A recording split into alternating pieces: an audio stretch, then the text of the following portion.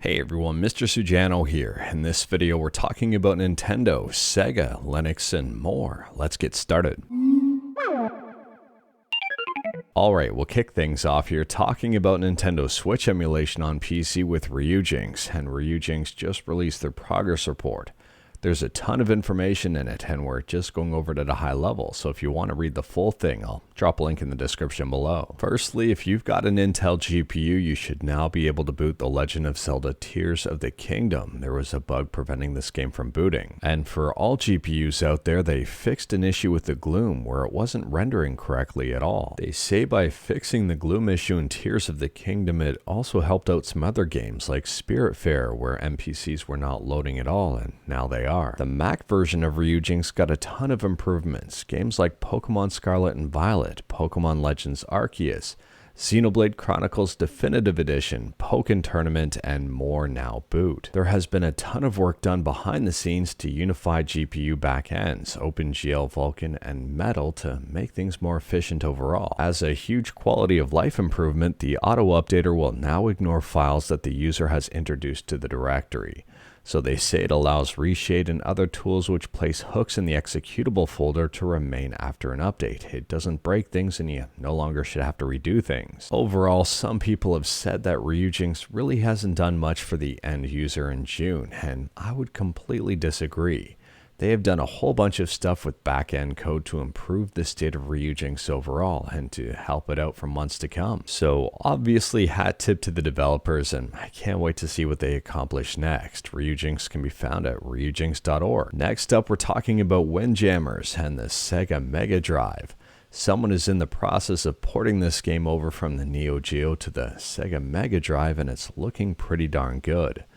If you are curious about this one, I'll drop a link to this YouTube video in the description below and feel free to check it out. There may be a demo available. In the latest update here, they added a profile character screen. They added status for each player that does affect gameplay.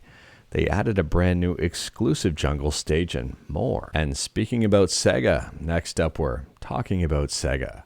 And there's some very interesting information here that was revealed in an interview with Sega about the Sega Dreamcast Mini and Sega Saturn Mini. Now, I'll drop a link to the official article in the description below and feel free to check it out. This is thanks to Google Translate, which may have some accuracy issues.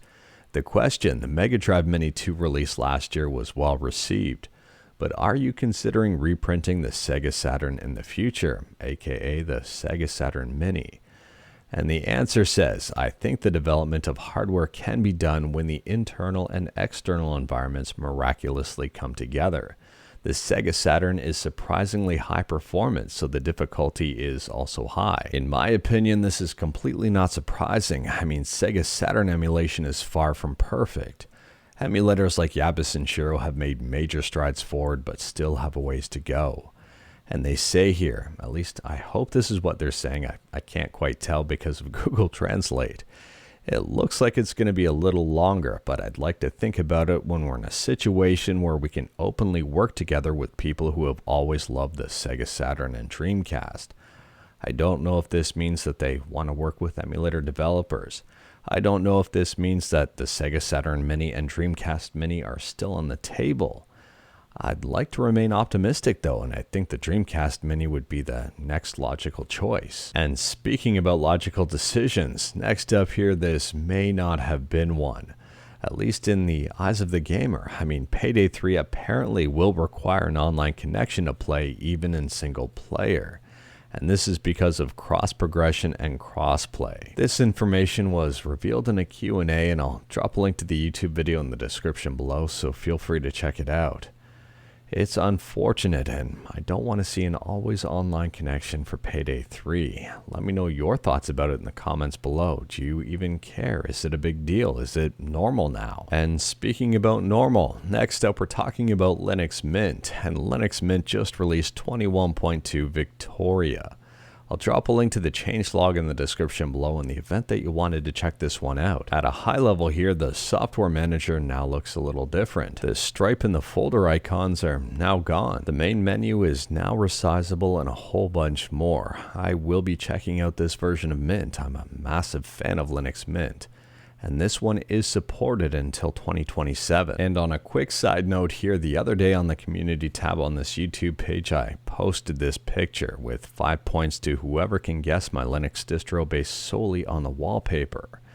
And I threw in a pack of mints just to try to throw a few people off. The guesses here were all over the place, and some people hit the nail right on the head. Some people were guessing Zorin, someone guessed Sujano OS, which is obviously the best one.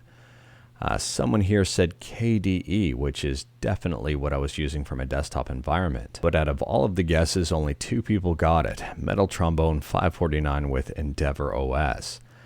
And also here, Overlord H1254 with Endeavor OS. I don't know. Well, yes, you did know. You got it right. And speaking about getting stuff right, next up we're talking about AMD, which just open sourced a whole bunch of stuff that is going to be amazing for developers. AMD made the announcement the other day that the AMD Fidelity FX SDK, where SDK stands for Subscribe to Mr. Sujano, or Software Development Kit 1.0, is now available on GPU Open. If you are curious about this, I'll drop a link to the article in the description below and feel free to check it out. There's a great explanation with visual examples of what everything does that was just open source. Next up, we're talking about Teenage Mutant Ninja Turtles Shredder's Revenge, and it's getting brand new DLC called Dimension Shell Shock.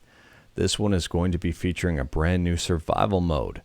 The release date is to be announced, but it's already up on the Steam store and you can wishlist this one if you want.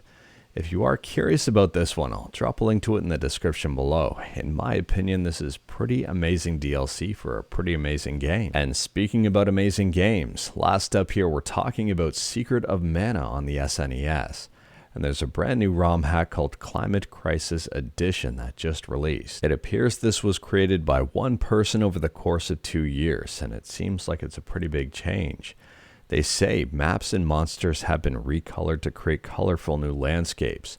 Over 35 maps have been slightly modified. And additionally, 7 areas have seen their rooms moved around for more thrill. For lore here, there have been dialogue changes for some people. If you are a fan of Secret of Mana, this may be worth checking out. And if you've checked it out, let me know in the comments below. But anyways, that is all I've got for you in this one. Straight to the point, all stuff and no fluff. We talked about a bunch today. Let me know your thoughts about absolutely any of it in the comments below. If you liked this video, leave a like. If you didn't like this video, leave a like. Hit that subscribe button. Check out my other videos. Don't tempt fate. Save your state.